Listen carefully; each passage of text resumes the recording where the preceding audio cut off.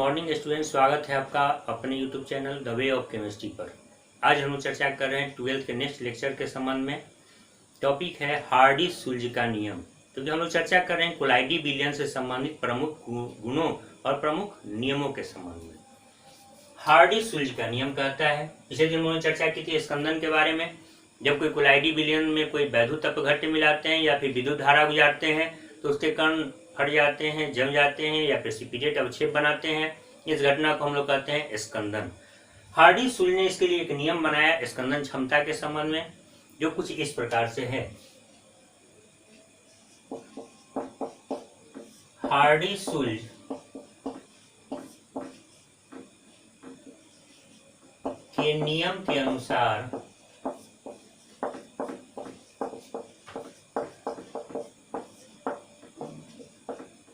विपरीत आवेश वाले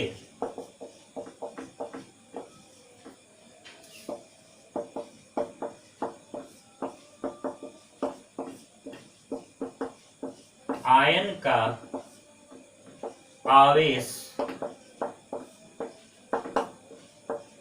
जितना अधिक होता है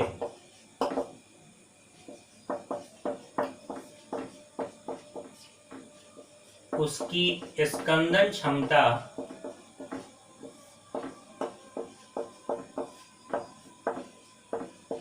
उतनी ही अधिक होती है।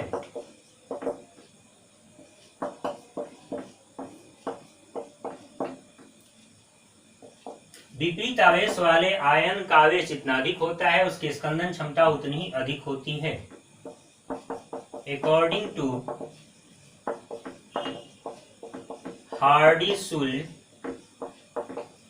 Rule,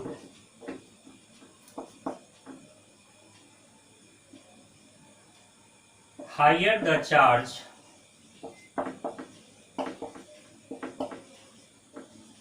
of a positively charged ion, greater will be tendency of coagulation। विपरीत आवेश वाले आयन का आवेश जितना अधिक होगा, चार्ज जितना ज्यादा होगा, उसके स्कंदन करने की क्षमता भी उतनी अधिक होगी। एग्जाम्पल के तौर पे इसे हम लोग इस प्रकार से समझ सकते हैं। यदि हम लोग बात करते हैं किसी एनायन के या फिर इनायन के स्कंदन के लिए, तो एल्युमिनियम 3+ का चार्ज कैल्शियम 2+ से अधिक है, आवेश अधिक है, तो इसके स्कंदन यानी कोआगुलेशन की क्षमता कैल्शियम 2+ अधिक होगी और इसकी पोटेशियम प्लस अधिक होगी। इसी प्रकार से यदि हम लोग बात करें फॉस्फेट आयन, सल्फेट आयन और क्लोराइड आयन में, तो यहाँ पर 3- चार्ज है, यहाँ पर 2- चार्ज है और यहाँ 1- चार्ज है, तो इसके कोआगुलेशन पावर का मान इससे अधिक होगा, इसके कोआगुलेशन पावर का मान इससे अधिक होगा।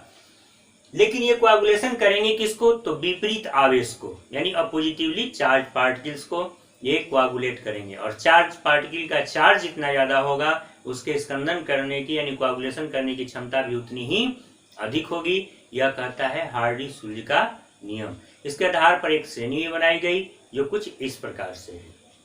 तो आयनों को उनके स्कंदन क्षमता के आधार पर एक क्रम में सजाया गया, जिसे होम-मिस्टर क्रम या फिर लायोट्रोपिक क्रम के नाम से भी हम लोग जानते हैं। आयनों को उनके स्कंदन क्षमता के आधार पर एक क्रम में सजाया गया है, जिसे हॉफ-मिस्टर क्रम या लायोट्रोपिक क्रम कहते हैं। On the basis of coagulation power, ions are arranged in a series known as Hofmeister series और लायोट्रोपिक सीरीज। एनायंस यानी ऋणायन के लिए यह क्रम कुछ इस प्रकार से है, जो आयन अक्सर प्रयुक्त होते हैं, और केटायंस के लिए यह क्रम कुछ इस प्रकार से। लेकिन नियम वही है, हार्डी-सुल्ज का नियम कि आयन का आवेश जितना बड़ा होगा उसके स्कंदन करने की क्षमता उतनी अधिक होगी। शर्त यह है कि आयन विपरीत आवेश का होना चाहिए।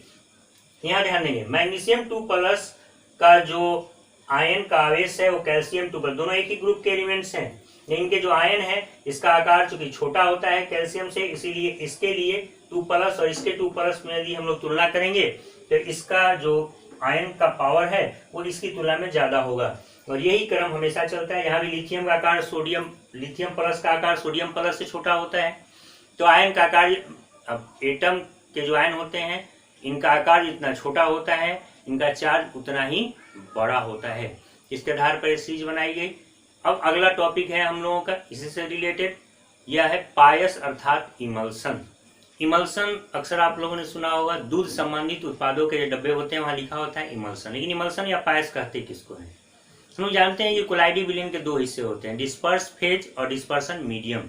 यदि दोनों के दोनों लिक्विड हो जाए, यानी यहाँ पर दो या अधिक लिक्विड के मेल से यदि कोई कोलाइडी विलयन बनता है तो उसे हम लोग पायस या इमल्सन कहते हैं।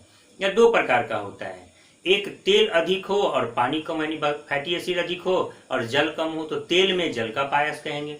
यदि जल अधिक हो और तेल कम हो, तेलीय पदार्थ कम हो, तो उसको कहेंगे जल में तेल का पायस। तो जल में तेल का पायस का सबसे बेहतर उदाहरण है दूध, और तेल में जल के पायस का सबसे बेहतर उदाहरण है मक्खन अर्थात बटर। पायस या इमल्सन, यदि परिक्षेपित अवस्था तथा परिक्षेपण माध्यम दोनों द्रव हो तो इस प्रकार के कोलाइडी विलयन को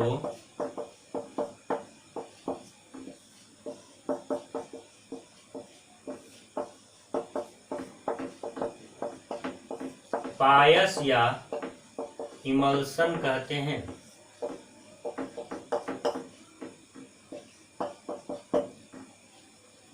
हम लोग इसे इस प्रकार से परिभाषित कर सकते हैं कि दो या अधिक द्रवों के मेल से बना हुआ कोलाइडी विलयन पायस या इमल्सन कहलाता है। When dispersed phase and dispersion medium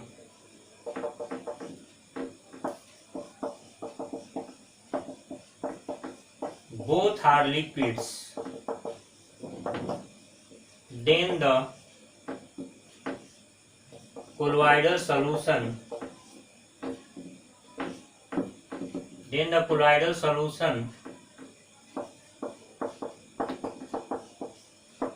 is known as emulsion. Emulsion दो प्रकार के होते हैं, इमल्सन या पायस दो प्रकार के होते हैं।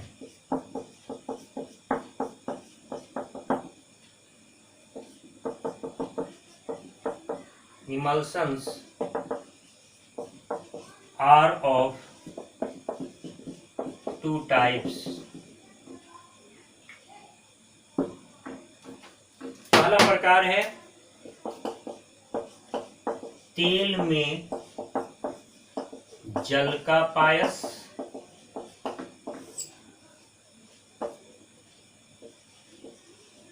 Water in white emulsion. इसके लिए डिस्पर्स्ड फेज और डिस्पर्सन मीडियम की क्राइटेरिया कुछ इस प्रकार से होती है। डिस्पर्स्ड फेज होता है वाटर और डिस्पर्सन मीडियम होता है while.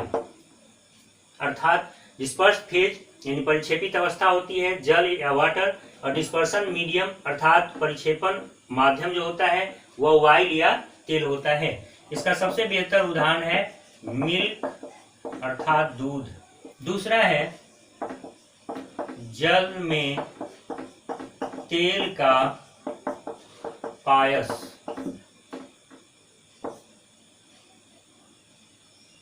While in water emulsion.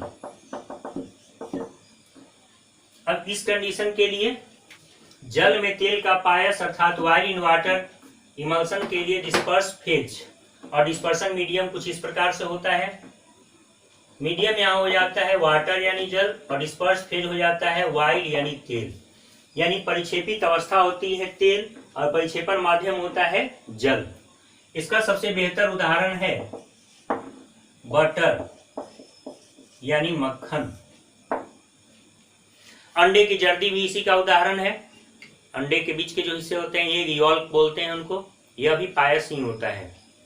यदि वीडियो पसंद आया है तो इसे लाइक करें, इसे ज़्यादा से ज़्यादा शेयर करें और चैनल को आपने अभी तक सब्सक्राइब नहीं किया है तो इसे सब्सक्राइब करें।